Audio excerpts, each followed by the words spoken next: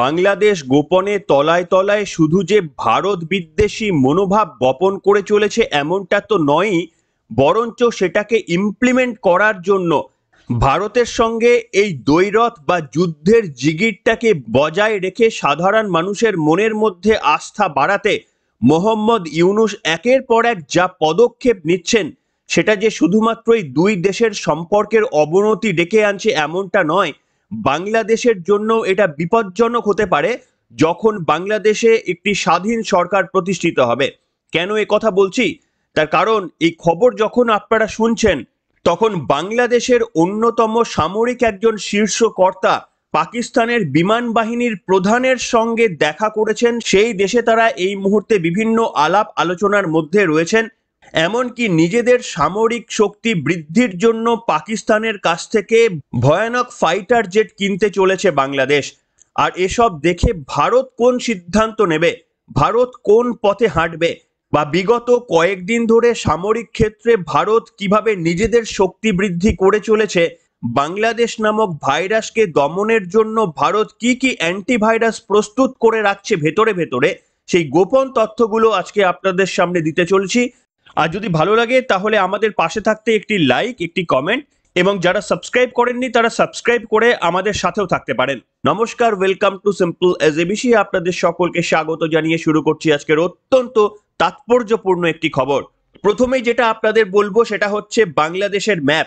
ভারত এবং বাংলাদেশের ম্যাপটা দেখলেই আপনারা বুঝতে পারবেন, এটুকু আপনাদের মধ্যে ক্লিয়ার হয়ে যাবে যে বাংলাদেশের ভৌগোলিক অবস্থান এমন একটি জায়গায় যে বাংলাদেশের সঙ্গে যদি কোনো দিন যুদ্ধ হয় কোনো দেশের, সেটা শুধুমাত্রই ভারতের সঙ্গে হওয়া সম্ভব। অন্য কোনো দেশ যদি বাংলাদেশের সাথে যুদ্ধ করতে আসে সেটা ভৌগোলিকভাবে অত্যন্ত কঠিন। তার কারণ বাংলাদেশের তিনটি দিক ভারতের অংশ দিয়ে ঘেরা, এবং বাংলাদেশের দক্ষিণে যে বঙ্গোপসাগর রয়েছে সেটিও ভারতের নিয়ন্ত্রণে। অর্থাৎ এর অপর দিকটি হচ্ছে, বাংলাদেশ যদি নিজেদের যুদ্ধের জন্য প্রস্তুত করতে চায় তাহলে সেটা একম এবং অদ্বিতীয়ম হচ্ছে ভারতের উপর চাপ বৃদ্ধি করার জন্য। কিন্তু হাস্যকর বিষয়, এখন ছেড়ে দিন, আজ থেকে 100 বছর পরেও বাংলাদেশ এই গতিতে যদি সামরিক শক্তি বৃদ্ধি করে তাহলে আজকের দিনে ভারতের তারা সমকক্ষী হয়ে উঠবে না। এদৎ সত্ত্বেও কেন ভারতের উপর চাপ বৃদ্ধি করার জন্য পাকিস্তানের শরণাপন্ন হচ্ছে, শুধু শরণাপন্নই নয়, একের পর এক ভয়ঙ্কর যুদ্ধাস্ত্র কেনার প্ল্যান করছে, কি সেই কারণ? ভারত কিভাবে প্রস্তুতি রাখছে সেই তথ্য আপনাদের সামনে এক্ষুনি দিচ্ছি। দেখুন, আপনাদের একটা খবর দেখাচ্ছি। Top Bangladesh army officer meets Pakistani air force chief, অর্থাৎ বাংলায় তর্জমা করলে বাংলাদেশের উচ্চপদস্থ সেনা কর্তা পাকিস্তানের এয়ার মার্শালের সঙ্গে বৈঠক করেছেন। কি ঘটনা ঘটেছে এবার আপনাদের দেখাবো, কিন্তু তার আগে আরো একটি খবর আপনাদের দেখাচ্ছি, আপনারা দেখুন। Bangladesh gets ready to buy deadly weapon from Pakistan, it's name is dot dot dot Bangladesh top general meets. অর্থাৎ বলা হচ্ছে বাংলাদেশ পাকিস্তানের থেকে ভয়ঙ্কর সামরিক অস্ত্র কিনতে যাচ্ছে। কি ঘটনা, আসুন আপনাদের কিছুটা বর্ণনা করি। বাংলাদেশ সশস্ত্র বাহিনী বিভাগের principal staff officer lieutenant general S Kamrul হাসানের নেতৃত্বে একটি উচ্চ পর্যায়ের বাংলাদেশি সামরিক প্রতিনিধি দল এই মুহূর্তে পাকিস্তানে গিয়েছেন, এবং পাকিস্তানের বিমান বাহিনীর প্রধান জাহির আহমেদ বাবর সিধুর সঙ্গে দ্বিপাক্ষিক আলোচনা হয়েছে। এবং জানা যাচ্ছে বাংলাদেশের উচ্চ পদস্থ সামরিক কর্তাদের পাকিস্তানের ভিজিটের উদ্দেশ্য হলো পাকিস্তানের কাছ থেকে JF-17 থান্ডার ফাইট জেটগুলি কেনার জন্য ইচ্ছা প্রকাশ করেছে বাংলাদেশ। যে JF-17 থান্ডার ফাইটগুলি পাকিস্তানের মাটিতে তৈরি হয়েছে চীনের প্রযুক্তি দিয়ে। এবং শুধু JF-17 থান্ডার যুদ্ধবিমান নয়, এর সাথে সাথে অন্যান্য আধুনিক সামরিক সরঞ্জামের প্রতিও আগ্রহ প্রকাশ করেছে মোহাম্মদ ইউনূসের নেতৃত্বে বাংলাদেশ। পাকিস্তানের কাছ থেকে এই সমস্ত যুদ্ধাস্ত্র তারা কেনার জন্য আলোচনা করতেই পাকিস্তানে গিয়েছেন। আর এটা নিশ্চিতভাবে ভারতের জন্য একটা থ্রেট। দেখুন, আপনার রান্নাঘরে যদি একটা নেংটি ইঁদুর ঢুকে পড়ে তাহলে মাথায় রাখবেন সেটিও আপনাদের পরিবারের জন্য থ্রেট হতে পারে। তার কারণ ধরুন ওই চালের বস্তা কেটে দেবে কিংবা আটার প্যাকেট কেটে দেবে, কাজেই আপনার পরিবারের সেটা ক্ষতি করতে পারে। আর বাংলাদেশকেও কিন্তু ভারত এই মুহূর্তে সেই রকম চোখে দেখারই চেষ্টা করছে। আপনাদের এবার কিছুটা জানাবো যে JF-17 থান্ডার যেটি পাকিস্তানের কাছ থেকে বাংলাদেশ কেনার আগ্রহ প্রকাশ করেছে সেটি কি ধরনের যুদ্ধ বিমান। দেখুন, এই পাকিস্তানের JF-17 থান্ডার এটি চীনের প্রযুক্তিতে তৈরি, পাকিস্তানের নিজেদের মাটিতে প্রস্তুত হয়েছে এবং এটির সমকক্ষ হচ্ছে ভারতের নিজস্ব প্রযুক্তিতে তৈরি তেজস যুদ্ধ বিমান। তেজসের সঙ্গে JF-17 থান্ডারের কিন্তু তুলনা করা চলে। এই তেজস এবং JF-17 থান্ডার দুটোই হচ্ছে চতুর্থ প্রজন্মের ফাইটার জেট। এই দুটো ফাইটার জেটই এক ইঞ্জিন বিশিষ্ট হালকা ওজনের মাল্টি রোল ফাইটার জেট, যেগুলো চতুর্থ প্রজন্মের জেট হিসাবে চিহ্নিত করা হয়েছে। এবং তেজস প্রথমবারের জন্য ভারতের সেনাবাহিনীতে অন্তর্ভুক্তি হয়েছিল 2001 সালে। তারপরে এটাকে কিন্তু আরো অত্যাধুনিক করা হচ্ছে। তেজসের পঞ্চম প্রজন্মের ভার্সানও তৈরির পথে ভারত অনেকটাই এগিয়ে গিয়েছে। এই মুহূর্তে তেজস মার্ক 1 এবং মার্ক 2 এই দুটো তেজসের ভার্সান তৈরি করছে ভারত। দেখুন, মোটামুটি তেজস এবং JF-17 সমগোত্রীয় ফাইটার জেট হিসাবে কল্পনা করা হয়, যদিও ভারতের কাছে এর থেকেও অনেক শক্তিশালী ফাইটার জেট রয়েছে। কিন্তু JF-17 এর সমগোত্রীয় হচ্ছে ভারতের পুরনো মডেলের যে তেজসগুলো রয়ে গিয়েছে। নতুন মডেলের যে তেজসগুলো তৈরি হচ্ছে সেগুলো JF-17 এর থেকে অনেক বেশি শক্তিশালী। এবং সব থেকে বড় কথা কি জানেন, ভারতের হাতে এই মুহূর্তে যে তেজসগুলো রয়ে গিয়েছে সেই তেজসগুলো কিন্তু কম দুর্ঘটনা প্রবণ। এখনো পর্যন্ত 2001 সালে একমাত্র একবারের জন্য দুর্ঘটনার কবলে পড়েছিল তেজস যুদ্ধ বিমান। সেখানে JF-17 চারবার দুর্ঘটনার মধ্যে পড়েছিল। প্রথম দুর্ঘটনা ঘটে 2011 সালের 14ই নভেম্বর। JF-17 এর দ্বিতীয় দুর্ঘটনা ঘটে 2016 সালের 27শে সেপ্টেম্বর। JF-17 এর তৃতীয় দুর্ঘটনা ঘটে 15ই সেপ্টেম্বর 2020 সালের এবং চতুর্থ দুর্ঘটনা ঘটে 6ই আগস্ট 2021 সালে।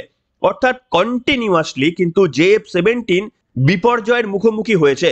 যদিও শুধুমাত্র একটি বারের জন্য তেজসের দুর্ঘটনা ঘটেছিল, তাও 2001 সালে। তারপর থেকে তেজসের কোনো ত্রুটি পাওয়া যায়নি। এই রকম একটা অ্যাক্সিডেন্ট প্রন যুদ্ধ বিমান কেনার জন্য আগ্রহ প্রকাশ করেছে কিন্তু মোহাম্মদ ইউনূস। সে যাই হোক, একটি দেশের নিজেদের সামরিক ব্যবস্থাকে ঢেলে সাজানোর জন্য সমস্ত রকমের দায় এবং দায়িত্ব তাদের, এবং সেটা তারা করতেই পারেন। কিন্তু প্রশ্ন হচ্ছে যে ভারতের যে তেজসগুলি রয়ে গিয়েছে তার থেকে বহুগুণে শক্তিশালী ফাইটার জেট এই মুহূর্তে ভারতের হাতে রয়েছে। এমনকি ভারতের যে পাইপলাইনে ফাইটার জেটগুলো তৈরি হচ্ছে সেগুলো এই মুহূর্তে তেজসই বলুন আর F-17 এর থেকে অনেক শক্তিশালী ফাইটার জেটগুলো তৈরি হচ্ছে, যেগুলো আগামী কয়েক বছরের মধ্যেই বেশ কিছু ভারত হাতে পেতে পারে, যেমন তেজস মার্ক 1, মার্ক 2। কিন্তু আমি আপনাদের সামনে এবার অন্য কথা বলবো। আপনাদের সামনে আমি গত দুদিন আগে একটি পর্বে দেখিয়েছিলাম যে ভারত পোখরানে অত্যন্ত সফলভাবে নাগ মার্ক 2 মিসাইলের সফল পরীক্ষা করেছে। সেটা কি না, 40 কিলোমিটার দূরে যে কোনো ট্যাঙ্কে ভারত ধ্বংস করে দিতে পারে এমন মিসাইল DRDO আবিষ্কার করে ফেলেছে। যে ভিডিওটা আপনারা দেখছেন, আপনাদের আগের পর্বেও বলেছিলাম। তার কারণ বাংলাদেশ তুরস্কের কাছ থেকে তুলপার লাইট ট্যাঙ্ক কেনার পরিকল্পনা করছিলেন এবং এই তুলপার লাইট ট্যাঙ্ক যখন তারা পরিকল্পনা করছিলেন সেগুলোকে কিভাবে ধ্বংস করা যায় সেই মিসাইল ভারতের হাতে চলে এসেছে। এছাড়াও আপনাদের আরো কিছু তথ্য আমি দেবো আজকের পর্বে। সেটা হচ্ছে গত পরশু ভারত আন্দামান এবং নিকোবর দ্বীপপুঞ্জ থেকে ব্রহ্মস ক্ষেপণাস্ত্রের একটা নতুন ভার্সন সালভো মোডে নিক্ষেপ করেছিল এবং সেটার সফল পরীক্ষা করেছিল ভারত। কি এই সালভো মোড?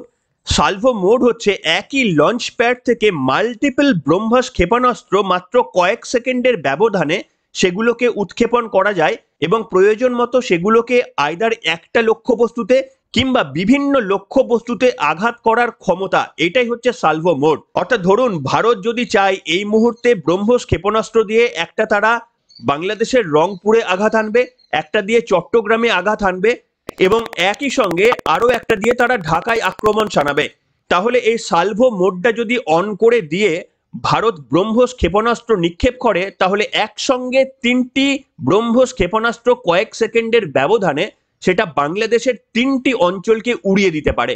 এটারই সফল পরীক্ষা করলো ভারত। এবং আপনারা জানেন এই ব্রহ্মস ক্ষেপণাস্ত্র হচ্ছে বিশ্বের সবথেকে দ্রুততম ক্ষেপণাস্ত্র ক্রুজ এবং সেই ভিডিওটাও আপনারা দেখছেন যেখানে পরপর ব্রহ্মস ক্ষেপণাস্ত্রগুলিকে মাত্র কয়েক সেকেন্ডের ব্যবধানে সফলভাবে নিক্ষেপ করা হয়েছে।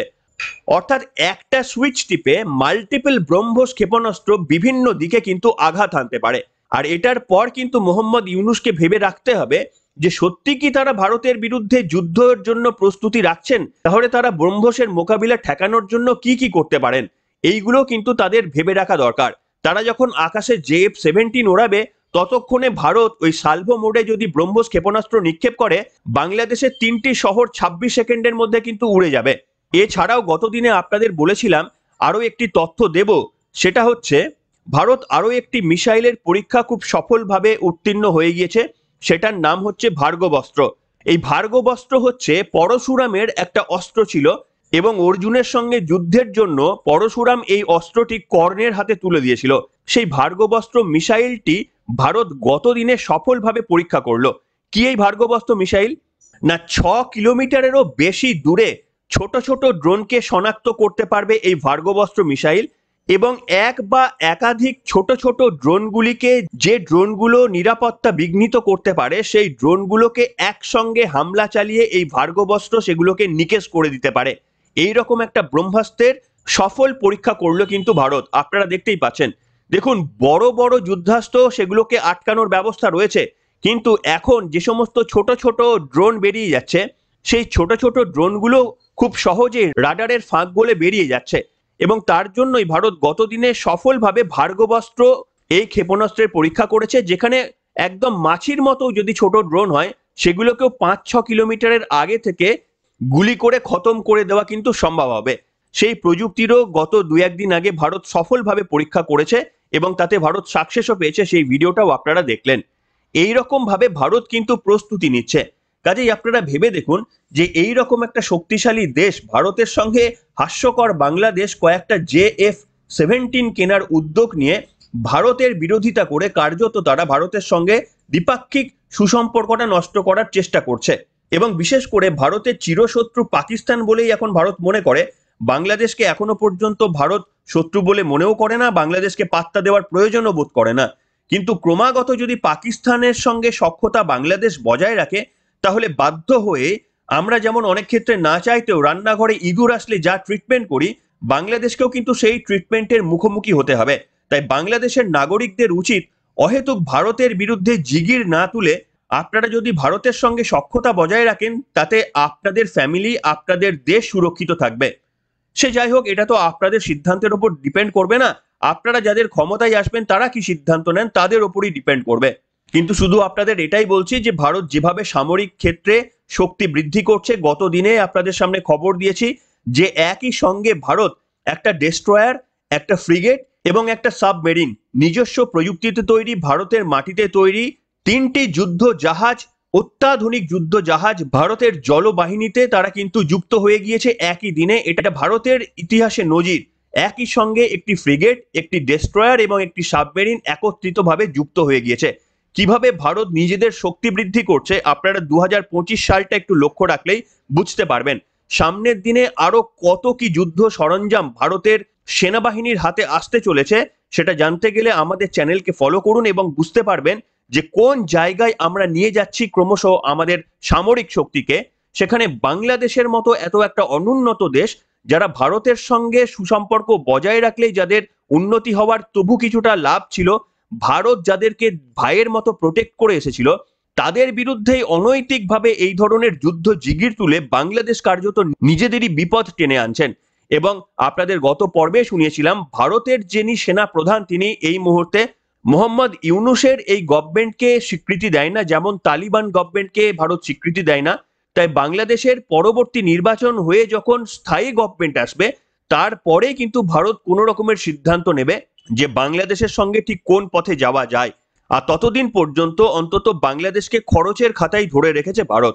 কি বলবেন বন্ধুরা? বাংলাদেশ পাকিস্তানের কাছ থেকে এই যে JF-17 কিনে কি আদতে লাভ হবে? আপনারা কি মনে করছেন? আপনাদের মতামত লিখে জানাবেন। আর যদি ভালো লাগে তাহলে অবশ্যই পর্বের মধ্যে কমেন্ট এবং লাইক করবেন এবং অপরকে শোনানোর জন্য শেয়ারও করতে পারেন। এখনকার মতো এখানে শেষ করলাম।